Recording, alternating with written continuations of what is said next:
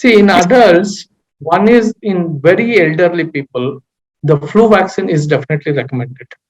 So, because that majority of the people, the elderly people, the senior citizens, and much elderly people are at a risk because of this flu, and they can be protected with this flu vaccine.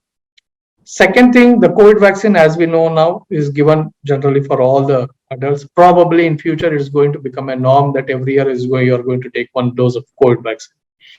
And the third thing is, especially for ladies, we have what is called as the HPV vaccine or the human papilloma virus vaccine.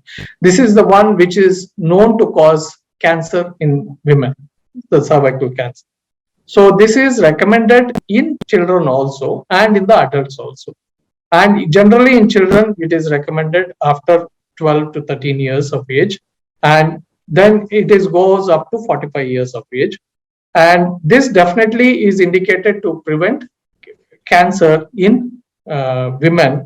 And probably this is one of the vaccine which is, there's not much awareness among the women population, which probably needs to be brought to the women's thing. And other one is, you asked me about travel. Now depends upon the area where you're traveling. So there are few areas where certain diseases are endemic. For example, there is Japanese encephalitis. Like in the northern India, many places are endemic with Japanese encephalitis. So when you're traveling to those areas, you need to take this Japanese encephalitis. Or if you are going to, especially in some of the African countries, when you're traveling to African countries, you need to take this yellow fever vaccine. So these are actually in many places, these until you have this proof of this vaccination, you're not allowed to travel.